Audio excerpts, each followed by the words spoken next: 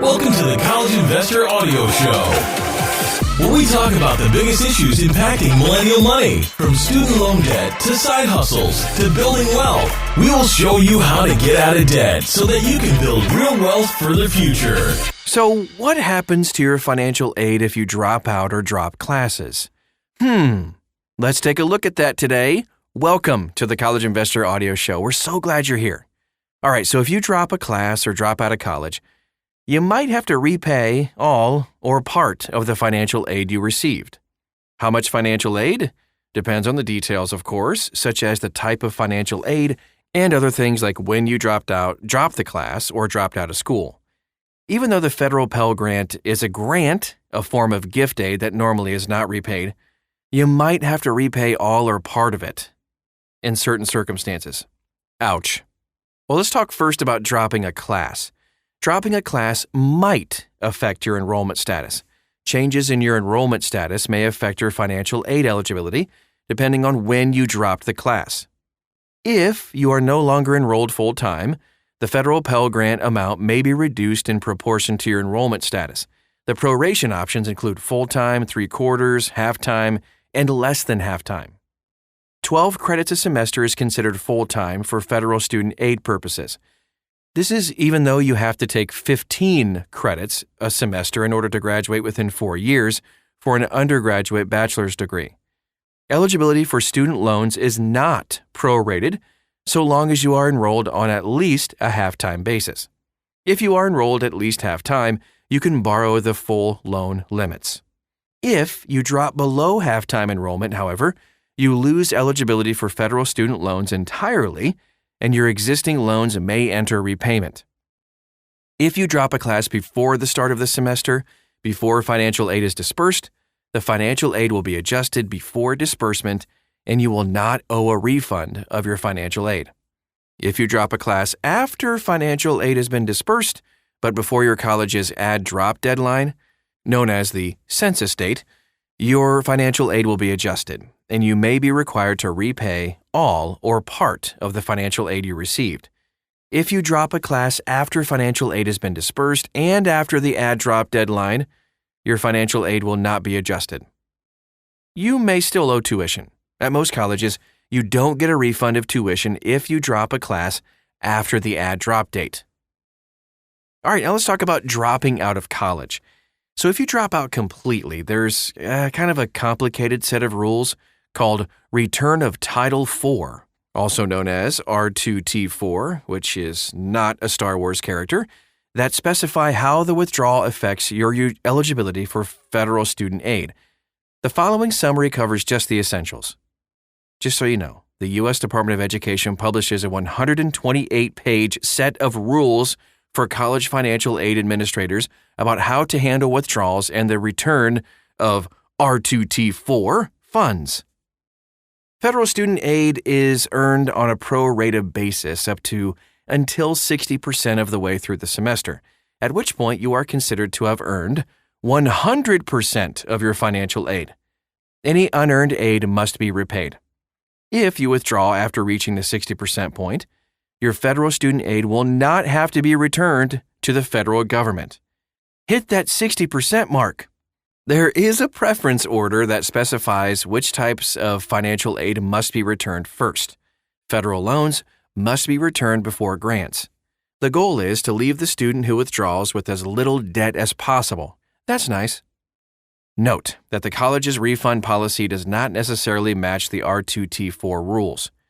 Many colleges do not provide refunds if a student drops out after the add-drop date. Now, the golden question: will you have to repay your student loans? If you drop out of college or drop below half-time enrollment, you will have to start making payments on your student loans. Your loans will enter repayment 6 months after you graduate, drop out of college, or drop below half-time enrollment.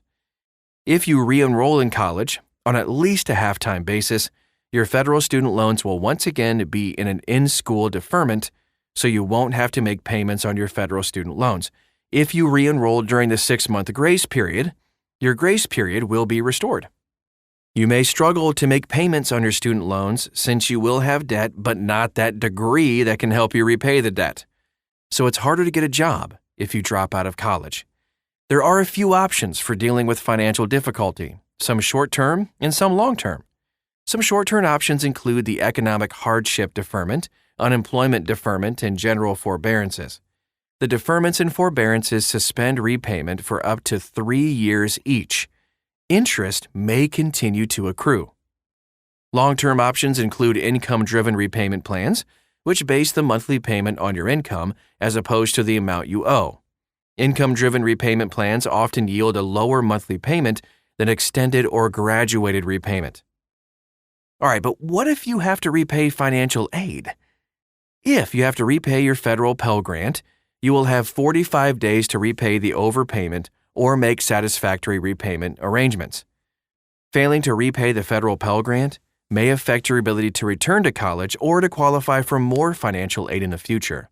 Some colleges will withhold your academic transcripts and diplomas if you owe a debt to the college and have not made satisfactory repayment arrangements.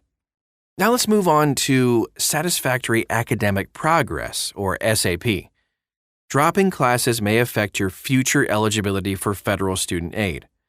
You must maintain satisfactory academic progress, SAP, to be eligible for federal student aid. SAP requires you to maintain at least a 2.0 GPA on a 4.0 scale. It also requires you to be taking and passing enough classes to be on track to graduate within 150% of the normal time frame for your degree, or within 6 years for a bachelor's degree and within 3 years for an associate's. Dropping classes may cause you to no longer make SAP, jeopardizing future aid eligibility. And then here's what to do before you drop a class or drop out. Before you drop a class or even drop out, contact the college's financial aid office to ask about the impact on your financial aid. You should also explore other options besides dropping a class or dropping out.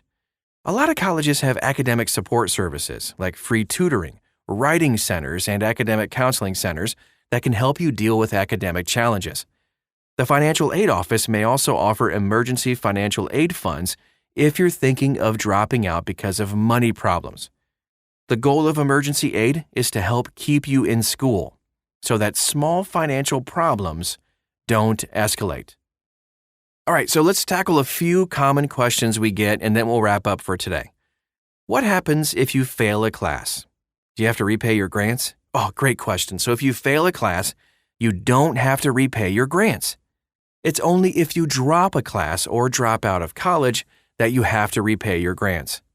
If you fail a class, however, you may lose eligibility for future grants if you're no longer maintaining satisfactory academic progress. If you fail a class, you do have to make payments on your student loans after you graduate or drop below half-time enrollment, the same as if you passed the class. You don't get a refund for failing a class. All right, now, can I get a federal Pell Grant at more than one college? No, you cannot get a federal Pell Grant at 2 colleges at the same time. If you happen to receive a Pell Grant at 2 or more colleges, you will have to repay the extra federal Pell Grants. When a student receives 2 or more Pell Grants at the same time, it's flagged in a federal database that tracks the federal grants and loans received by each student, and the college financial aid administrators will be notified. What about private scholarships, you may ask? Well, private scholarships kind of have their own rules. Some scholarships adopt rules like the ones for federal student aid. Now, others require you to repay the money in full if you drop out. Check with the private scholarship provider for all of their rules. And that concludes our show for today. Hope it answered some critical questions for you. If you have any more questions, you want to find out more, you can always go to thecollegeinvestor.com. Type in the title of this podcast right into the search bar, and you'll find it. You can also find us all over social media. Just search for The College Investor. We'd love to get to know you. Thanks again, and we'll talk to you again real soon.